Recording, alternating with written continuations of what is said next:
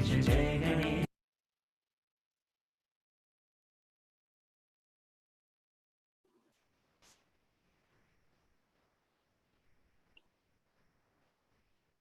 Om. Hari Om. Shri Gurubhyo Namaha. A very warm welcome to one and all present here. It all starts with you. The book reading session on To My Family with Love and Respect series. I welcome you all. Now, we will begin with today's invocation, and the same will be rendered by Srimati Gayatri Panikar. Over to you, Gayatri.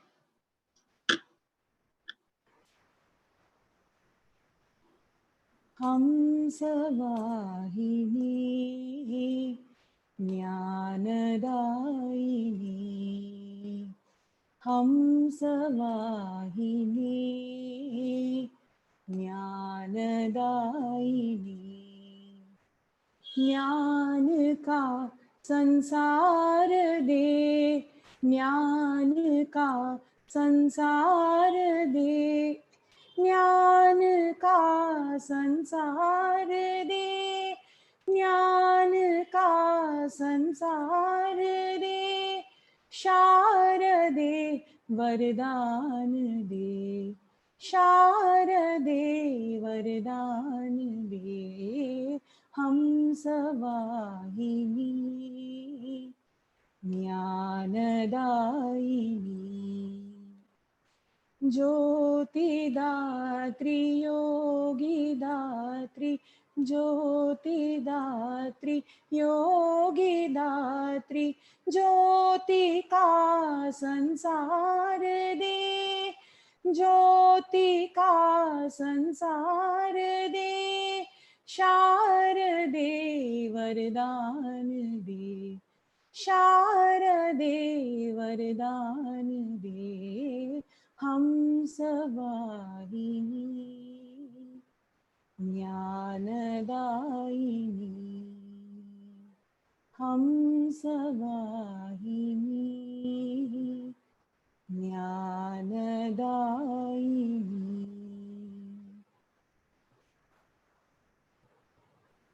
Thank you so much, Gayatri. What a lovely meaning. We invoke Goddess Saraswati, who rides on a swan, to lead us towards light and knowledge. Let us invoke her grace to take us on the path of learning, courage, and wisdom. The 4 books in this series that we saw last month were Father, Mother, Teacher, and Friend. This month, we will be seeing 3 books, which is Sister, Husband, and Wife. Right? So now I would like to introduce the speakers. Our first speaker for the day will be Rohini Manohar, who is a Yuvaveer from the 2nd batch. She is a yoga instructor and an entrepreneur. Our second speaker for the day is Vidhi Modi, who is a Yuvaveer from the 10th batch. She is an assistant professor in the Commerce Department at Ethiraj College for Women. Before I talk about Swamiji, I just want to tell you, since this is an interactive session, if you have any queries, please post them on the chat. Now, I request Swami Mitranandji to give the opening remarks. Swamiji is the spiritual mentor at Chinmaya Mission Chennai. Swamiji has spearheaded several innovative projects like Transforming Indians to Transform India, Family Quiz, Chinmaya Jyoti Yatra, and many more. This book series is Swamiji's brainchild too. So over to Swamiji now. Am I audible? Swamiji, you're audible, Swamiji. Lift your hand if I'm audible. Thank you so much.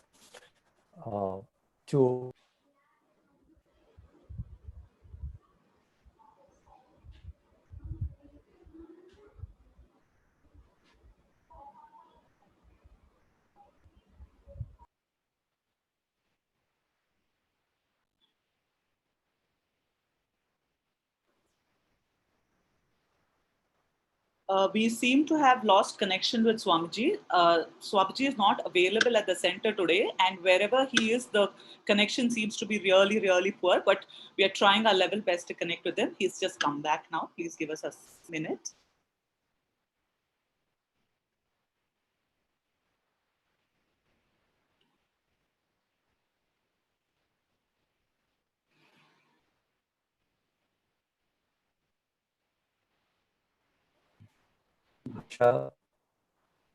continue with the meeting. I'll try to move to a place where I can get better.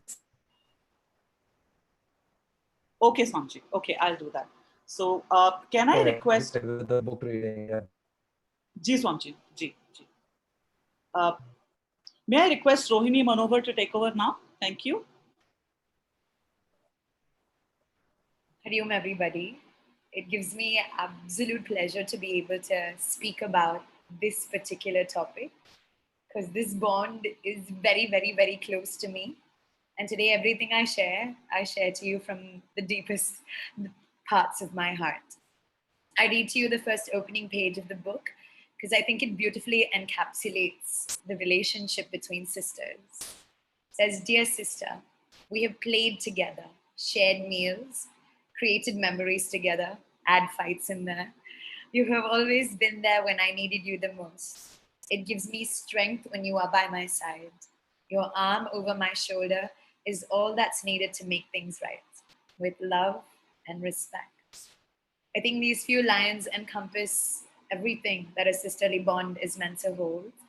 And I just want to explain that a little bit more through a story, or rather an incident from my life. So Pranav, if you can show the first picture. So this is a picture of me and my sister, and I will tell you soon why it's up there. You see, I remember the day distinctively. I was all of 3 years old when a car pulled up at my gate. Everyone who was around me went up to the gate, and for the child who was the center of the universe, it felt so strange.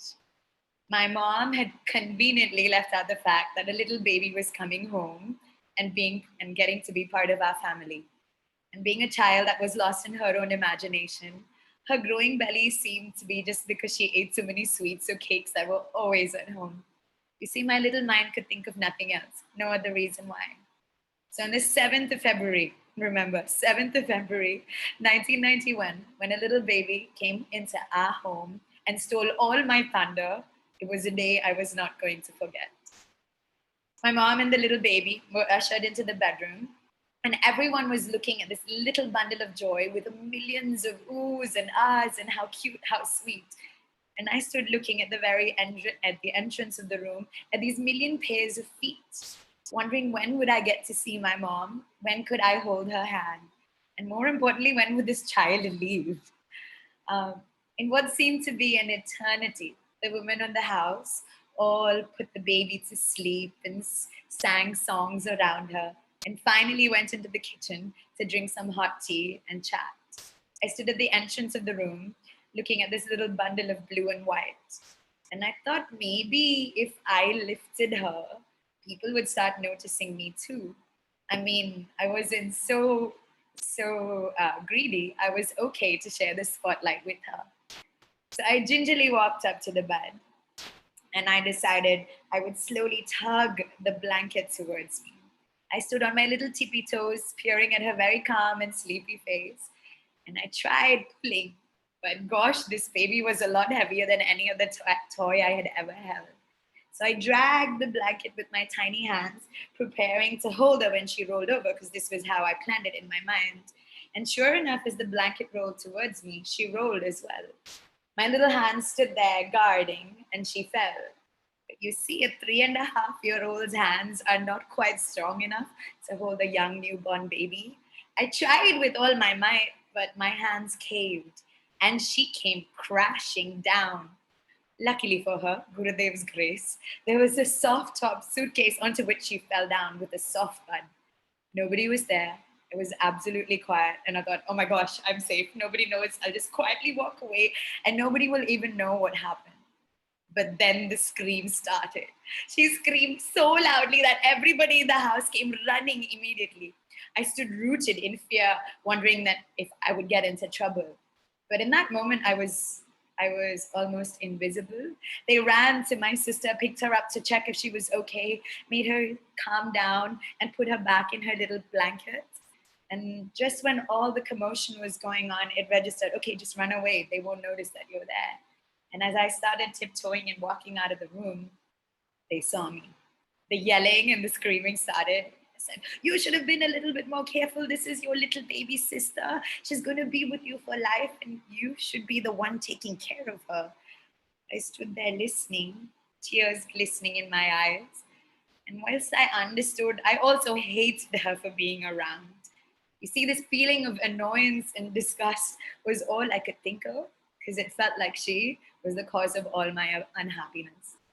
And this went on for a very, very, very long time. Despite her sweet eyes that followed my every move, despite her titi, titi, titi, titi, despite her being my constant shadow and looking up to everything I did, in my mind, all I wished was, could she disappear? Could I have the spotlight back? Could the things that I now share, my mother's love and my father's love, be only mine and not have to be shared? Soon that feeling changed into, I wish she grew up a bit more. Why was she so dependent on me? She listened to everything I said, which was nice, but she was always following me around like a little puppy. I mean, it was great. We played and we giggled and we laughed and we fought like mad. We screamed, we pushed at each other. But somewhere deep down inside, I never really felt like I could connect with her. If you switch to the next picture, you will see, like, I'm always lost in my own world and she's just standing there, always following me around. This early memory of her and me and what happened was so deeply etched into my mind that it was hard for me to look at her in any other way. But like all things in life that need to change and must change, it did. She, my sister, became my greatest teacher in the world. No lecture was needed from my mother or father. Her actions were enough to open my eyes. When I was in 8th standard, she came home one day from school after a trip to Mahabalipuram. And she came and stood by the couch where I was just happily lying down. And she said, Chichi, I got you something. I was too lazy to even move a finger. So I looked over and I said, what? And her little hands were trying to close a little brown paper envelope. She lifted it up and handed them over and said, I bought you earrings. And she smiled her half-toothed grin. I was taken aback by this kindness, by her gesture. And as I unraveled that little paper bag, there were 2 delicate sparkling earrings. I was at a complete loss of words. I didn't even know what to say. Not even the words thank you came out of my mouth because I was too full of pride. But you see, in that instant, in that very moment where I saw the 2 earrings, I realized how she taught me how to give more than what to take. That she always put me ahead of everything else. And no matter how much I ignored, annoyed, complained, troubled her, her love was never once based on what I did, just based on me being me, her sister. It was on that day that I promised to learn to put her happiness above mine. It was that day that I learned to transform from this selfish, self-centered, me child to learn to take care of another being that chose to be part of my life. I tried and I promised to put away my petty feelings and really grow into someone that was worth looking up to. I strived to become a better version of myself so I could feel worthy enough to have the mantle of being called a sister. I share this story with you today because you see those earrings? Those earrings have come to symbolize our love.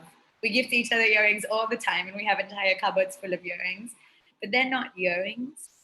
They symbolize mountains crossed and climbed in our own relationship, in our endeavor to become more honest with each other, to be more real with each other, and to almost, for me, transform into somebody who is now protector. If she ever needs, I will be her lawyer if anyone ever gets into trouble with her, has to say anything to her. I will be her cook if my mom has to not be in town, and I will be the watchman of our house if something were to ever disturb her feeling of safety and security. I will be her umbrella on a rainy day, or her tissue box, or even a shoulder to cry if she ever needs. You see, I have learned from her to give more than what to take. I have learned from her to be selfless than versus being selfish. I have learned from her to learn to really love, to really step into the shoes of this beautiful role called being a sister. And I'm sure she learned a lot from me too, but that's her story to tell. But now I can tell you that I am grateful for her very existence, because not only have I grown up so much, if I am the half decent human being that I am today, it's entirely because of her. You see, this beautiful relationship with a sister is something that can shapeshift depending on the needs and of what the family unit needs us to be. And that's why I said there are days when my mom would go away and I'd have to work, but I'd still wake up early, cut the fruit, and serve her breakfast. And there are days when she'll need to be picked up, and I will be her Uber driver no matter how many times she needs. And this is it. But the sister just fills the vacuum of every role or every situation that comes into her play. And I felt like this story of my transition of learning to grow and actually become a sister is what this book really tells us to be and inspires us to be. And we have shifted from that to this, people that are really close and can goof around and be silly and play with each other. And for that, I am only grateful to her and the teachings of Chinmaya Mission for everything it has taught me to be for her, for my own self. I think there's a beautiful video that I searched and I found by Tanishq, which I will just share with you because it encapsulates this feeling really nicely. So, Pranav, please share.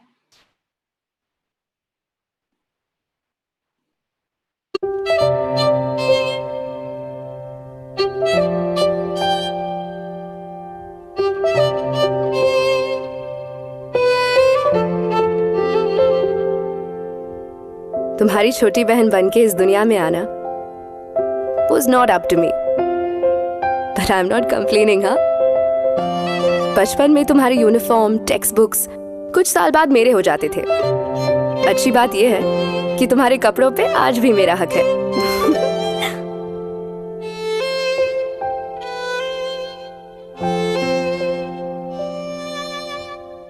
और याद है कैसे cartoon हम हमेशा साथ में ही देखते थे? पहले टीवी पे, अब फोन पे. मेरे आड़े टेढ़े किचन एक्सपेरिमेंट्स को भी कितना इनकरेज करती थी तुम. और मेरा दिल रखने के लिए मेरा बनाया पत्थर सा केक भी टेस्ट करके कहती थी नॉट बैड.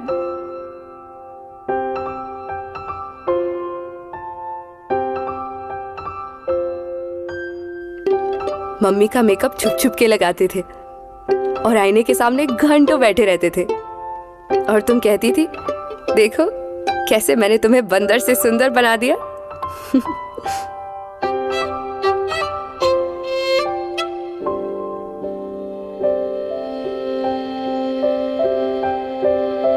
स्कूल में भी किसी की हिम्मत नहीं होती थी कि वो मुझसे पंगा ले.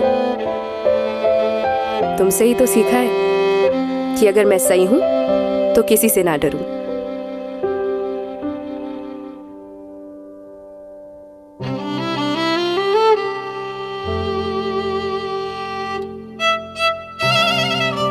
तुम्हारे साथ रह के मैंने बहुत कुछ सीखा है और आज मैं अकेले मैनेज कर लेती हूँ. पर तुम रहती हो तो काफी कुछ इजी हो जाता है. Because when I was at my weakest, तुम ही तो थी ना मेरे साथ.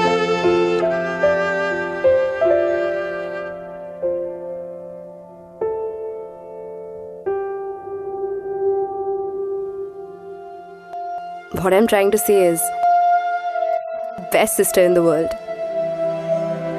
Happy Raksha Bandhan.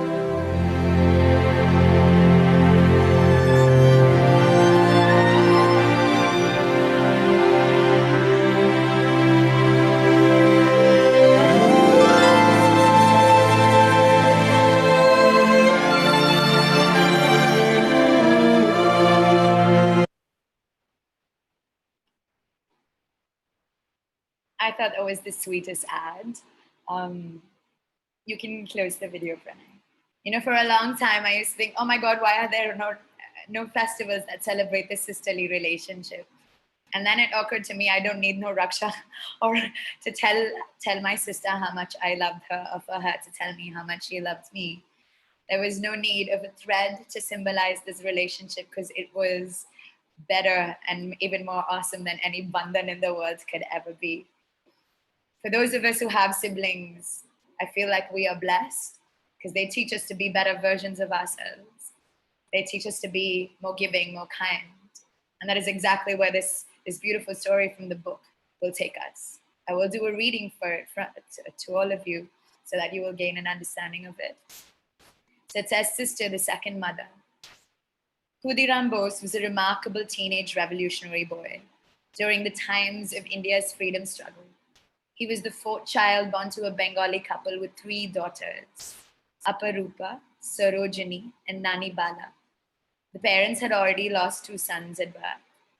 Khudiram Bose's mother passed away when he was 6 years old, and his father passed away in the year after that. It was his sister Aparupa Roy who took him in her care and sent him to school. He was very close to her, and he remained dependent on her throughout his life. She brought him up like a mother. Aparupa had also fostered Nani Bala until she came of marriageable age.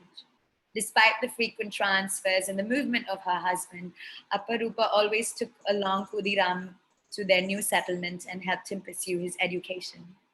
It was under Aparupa's care that Khudiram developed a love for patriotic activities after being exposed to the works of Sri Aurobindo and Sister Nivedita. Khudiram Bose was hanged when he was 18 years old for his role in revolutionary activities.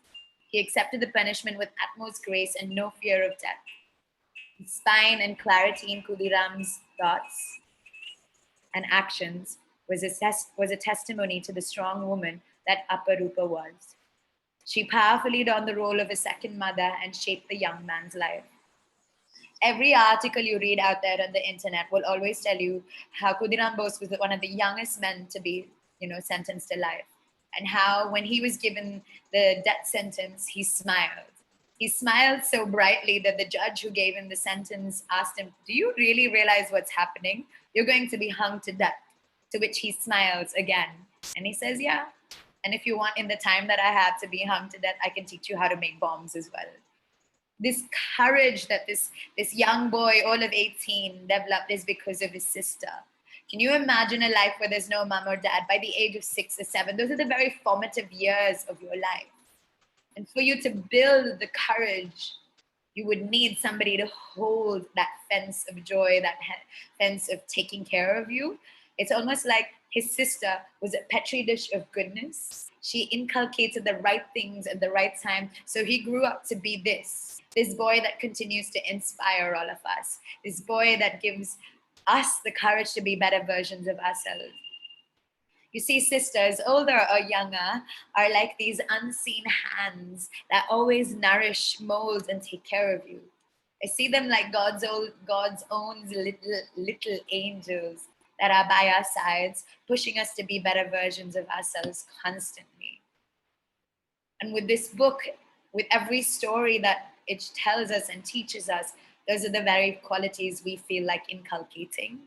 And I hope through my story and the story of Khudiram Bose, it inspires that very same feeling in each of you. We learn to step into the shoes of somebody worth looking up to. We learn to step into the shoes of being a sister, because that mantle is truly, truly very special. I now hand over to Vidhi, who will also share a very deep part of her own heart. She has a very sweet brother who's a very close friend of mine, and she will share the unique relationship between both of them and how being a sister in that relationship is also a very fulfilling role. So Vidhi, over to you. Thank you. Thank you so much, Ravini Didi. That was such a sweet set of memories that you shared with us. And truly, sisters love us to be us, right? So it is indeed a very special relationship. And another aspect, as you rightly said, is also of a brother-sister relationship. So I would like to draw the example from which is given in this book, which is from Mahabharata, of Krishna and Draupadi. So the relationship between Krishna and Draupadi as a brother sister was one of the finest that Indian tradition could preserve for us. Draupadi was more of an emotional sister to Bhagwan Krishna, and in fact, the synonymity that is shared between the two is that Draupadi is also termed as Krishna, the Strilinga of Krishna in Sanskrit. So I would like to read the story. In the Mahabharata, Krishna's role as Arjuna's friend and cousin is known to all. Little known is the deeply affectionate bond between Draupadi and Krishna. In one of the episodes, when Krishna released his Sudarshana Chakra to behead Sishupala, the discus left a mark on his index finger and it started bleeding. Draupadi immediately rushed to Krishna, tore the fabric of her covering garment, tied it around Krishna's finger, and arrested the bleeding. Moved by Draupadi's pure love and devotion, Krishna asked for anything that she pleases. Draupadi only asked for Krishna to stay by her side forever. True to his word, Krishna was the one who came to Draupadi's rescue when she was being disrobed in the court of the Kauravas. Krishna repeatedly helped the Pandavas and Draupadi throughout their exile and even counseled them during the war with such a strong and protective relationship. Draupadi was a sister extremely dear and special to Krishna. It is heart melting to know that Draupadi, a fiery woman that we have known her to do such a caring, selfless act. Draupadi is someone who wanted the best of elevation in all her worldly affairs. Even while Duryodhana plans any sinister games against them, Draupadi wouldn't let the Pandavas give up. Her indomitable energy and enthusiasm for life that Draupadi possessed, it kept them marching on in the face of all difficulties to win back that kingdom. Even when Sri Krishna was about to go to Duryodhana for a peace treaty, Draupadi did not want him to settle for that negotiation. And it was almost at her behest that Pandavas fought the war and won back their kingdom, which of course they truly deserved. Now, all this she did with the blessings and guidance of Sri Krishna. So you see how beautifully this being there for one another, it takes place in the sibling relation. It is so effortless and so pure and perhaps even divine. So in fact, even the devas and devis had this concept of brother sister. Like we all know that Lord Vishnu and Ma Parvati is one such example. Another example is of Yamraja and Yamuna. The river Yamuna are the children of Surya Dev. So to commemorate their relation, we celebrate Raksha Bandhan, and in some parts of the country, it is also celebrated as Bhai Beej or Bhai Dooj. And I would here like to share you a personal experience with my brother. I so this was when I was in eighth grade, and my brother was in college. Like we have a good 8 years of difference, 8 years of age difference. So this happened when my mom had to go for a medical treatment. She was undergoing an Ayurvedic treatment, which was for about 40-45 days. So naturally, the responsibility of managing the house was on me, just like how we heard from Rohini Didi as well, that a sister's role is very fluid in nature. It easily fits into any role according to the given situation. So I ensured that, all those things that needs to be ready for my brother's college, like before he leaves, after he comes back, and other stuff that wherever I can be of help to him, I was there. And likewise, it was for my dad as well. I was there for him. And this continued for a couple of days, a few weeks went by. And until one day, my brother comes to me and says, Vidhi, chalo, get ready quickly, we are going. I'm like, where?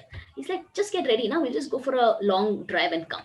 So I said, okay. And then I'm in my must mood. I'm just like, seeing the trees and just enjoying the mood. And there I see this bike is getting parked somewhere. And it is in front of a showroom. And he looks and he smiles at me. And I was about to ask him something. And then he warns me, no, we've just come for a window shopping.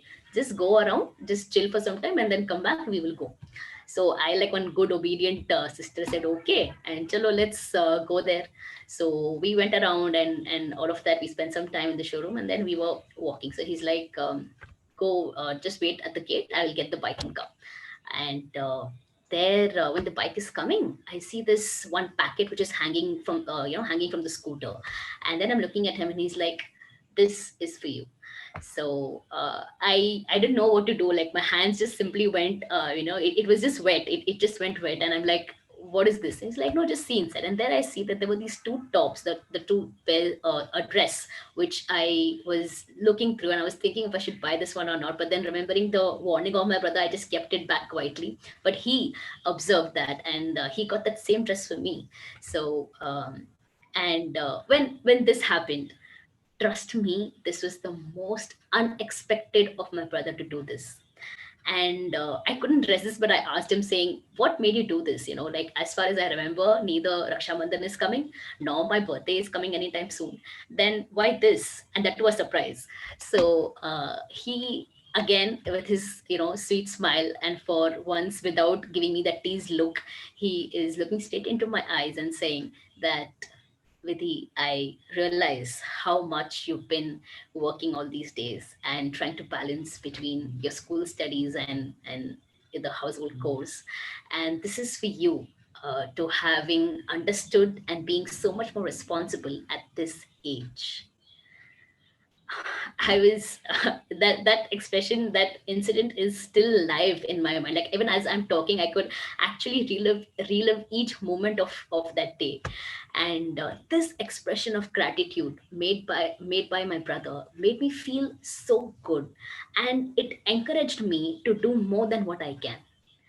And this is what we talk about love and respect. When love and respect is shown through these small gestures, this give and take policy or this give and take between siblings becomes so effortless, so pure, so serene. And that's the beauty of a sibling relationship. We don't say it often, but when time comes, we will do it.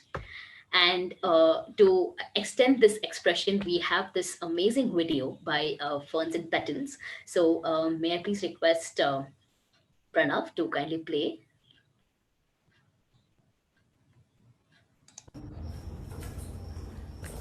मम्मा, मैं रायना से इस बार राखी नहीं बंधवाऊंगा। जब देखो लड़ने को आती है माँ, बहन है या ड्रैगन। और अगर आपने मुझे इमोशनली ब्लैकमेल करने की कोशिश की ना। अरे भाई बहन में तो लड़ाइयाँ होती रहती है, कौन सी नई बात है। वैसे ना 2 दिन नहीं बिता सकते तुम मुझसे बात किए बिना। और देखा है मैंने चुपके चुपके फोन पर उसके लिए राखी के गिफ्ट ढूंढते हुए। राखी नहीं बंधवाऊंगा, ऐसा थोड़ी होता है। आपने भी तो पिछले 8 सालों से मामू को राखी नहीं बांधी माँ।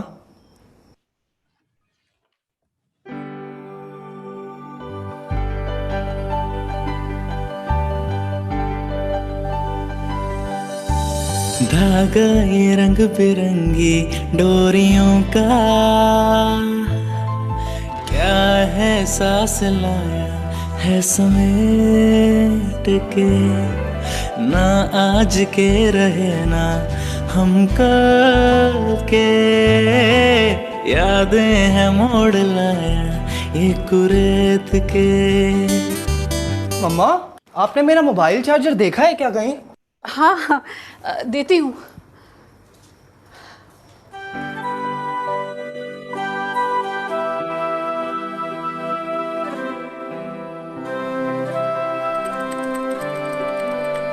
Mr. Kapoor? Yes. This is for you. Okay. किसने भेजा है?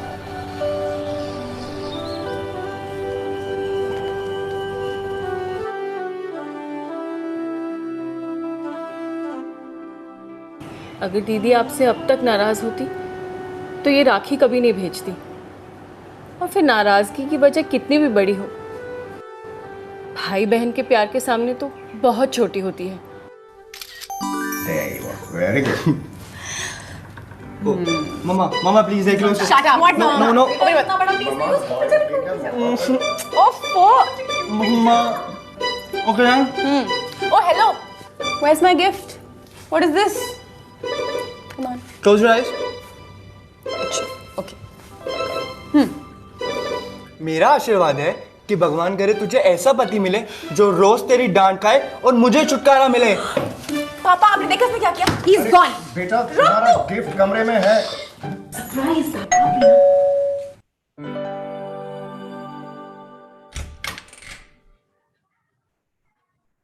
बचपन की शैतानियाँ, दादू की कहानियाँ, तेरा रूठ जाना और वो करना मनमानियाँ, प्यार बुलाया है लपेट के। अब बांध भी खुद ही दे इसे। धागा ये रंग बिरंगी डोरियों का, क्या है सांस लाया है समेट के। धागा ये रंग बिरंगी डोरियों का, क्या है सांस लाया है समेट। That was such a wonderful video wherein how a brother-sister relation is so effortless in its own sense, wherein we have our set of teasing, we have our set of pillow fights, we have our set of arguments, but somehow when it comes to being together, we are always there. And this very vividly happens at a younger age, right? But somehow there is this, as we grow older, right, there is, with age, there's something which grows even bigger and more massive in somewhere in this little head of ours, which is somewhere these small ego clashes that become so big, somewhere these arguments, small arguments, petty things that ends up being really big for us. And as it is said in that video as well, that beautiful line, that no matter how big the problem was, but it is really small when it comes to brother sister love. So I would like to go to another facet, which is of this beautiful relation, that a feminine company in the form of a sister, that too a filial sister, is really beautiful indeed. And I have always yearned to have one. But when we expand the understanding of the sisterhood to a greater cause or to a greater vision, that too is really special in its own ways. So let me elaborate on this. My yearning for sister got satiated when I met so many didis and so many akkas in Chinmaya Mission, whom I could share my things and my thoughts with. And one such is there, right there, Rohini Didi, whom you all have like just seen. And a person who is always available for you, she's always there. And like her, there were so many others who were instrumental in molding my personality. Their guidance and love has nourished me in such unique ways. And now when I when our young members of your Kendra, they call me Didi or Akka, I feel so much more happy and I feel so enthused to take on that responsibility for setting the right example and lead a virtuous life. And here is where I would like to talk about Akka Mahadevi. Yes, thank you, Pranav. So, Akka Mahadevi, she is an emblematic of renunciation. Akka Mahadevi was born into a family of Shiva Bhaktas. Both her parents were ardent devotee of Mahadev and they named the baby girl Mahadevi. So, since her young age, she also had a great devotion for Shiva. And she was engaged in writing poetry, singing songs in the praise of Lord Shiva, whom she dearly referred to as Chenna Malika Arjuna. She grew up to be a beautiful lady and wanted to live a life of an ascetic, contemplating on Shiva all the time. But the social situation in the 12th century wasn't very conducive and for a woman to lead such a life. So things turned out to be in a way wherein the king of that province, King Kaushika, saw Mahadevi and immediately fell in love with her and wanted to marry her. Yet, Diamond Heart conviction could not be tampered in with her in any way. So she agreed to the proposal, but while marrying him, she said that she wanted her independency in terms of doing Shiva Puja every day and performing all her austerities without any hurdles from the palace management. So the king initially agreed, but as the days went by, he became very sensitive to her needs and he tried to involve her in all sorts of royal administration. So once that crossed the line, Mahadevi said, enough. She took off to renunciation, absolutely regardless of anything worldly. She did not care for her clothes, for her stay, for her food. She wandered the streets, roads, and the territory of the entire province. And she went on to Anubhava Mantapa, a school of highly knowledgeable saints for discussions on spirituality and religion. That was headed by Saint Allama Prabhu. And here she also met like-minded philosophers such as Basavana and Siddharama. She was able to actively participate in all the debates that earned her respect from the best of philosophers. And it is here that she came to be regarded as Akka or Akka that we call, an elder sister. An elder sister who leads the way on the path of virtuous elevation. Her devotion was such that one can say it was as though the spirit had attained a mortal frame just in order to impart some lessons to the people around. With Allama Prabhu's guidance, she also wrote many poems that were called vachanas, which is relevant and widely respected even today. In fact, her vachanas stung the reader with the simplicity and much appropriateness. So Akka Mahadevi led her life with courage and faith. She was a sister for all, right? And a couple of other things that I would also like to just add on here is that sister, when I got this topic initially, the sister topic, I was a little reluctant to take it. I said, can I just get brother please? Because that's something which I can relate to very easily, and I think even those 1 hour that would be given to me would be less. But and then I realized on contemplation and on discussions with a few of my didis here, I realized that it's so true. Like a need of a companion, a feminine companion. When we have, the life is so different. The life is so much more beautiful. And and again, on a deeper understanding, I also realized that I have this wonderful sister-in-law who is more to me like a sister. I mean, you won't believe, but then it's true that the way I call her, right, the tone in which I call her, she understands that whether I'm excited or whether I am sad for something or whether I need something, she's just there, like, okay, Vidhi, what happened? Come, let's sit and talk. So a woman, rather, I would say that there is always this sisterliness that comes so naturally to us, right? Be it a sister, be it a sister-in-law, or be it a sister whom you have just known for some time, right? That sisterliness is very beautiful, and it's something that one should definitely cherish. So I would just like to conclude by saying that sisterhood can be seen as a unique way to grow and evolve. I cherish being a sister of someone, and I also cherish being a sister for someone. With this, I request Harsha Didi to kindly take over. Hari Om. Yeah. Thank you so much, Vidhi. Thank you so much, Rohini, for this lovely book reading session.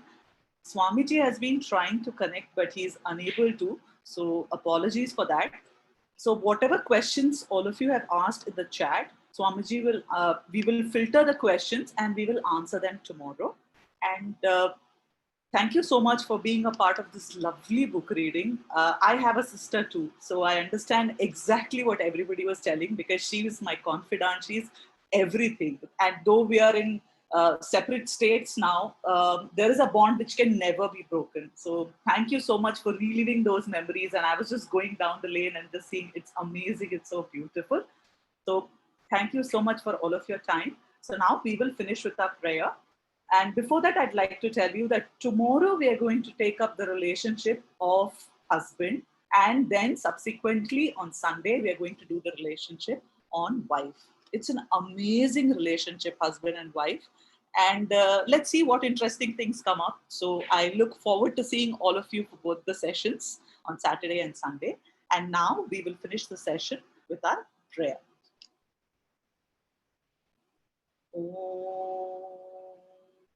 Purnamada Purnamidam Purnat Purnamudakshate Purnasya Purnamadaya Purnameva Vasishyate.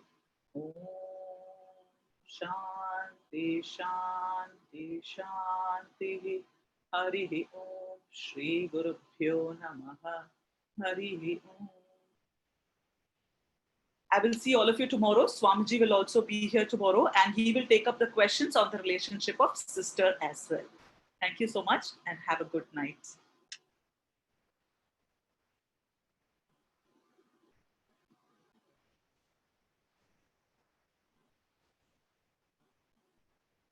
Tu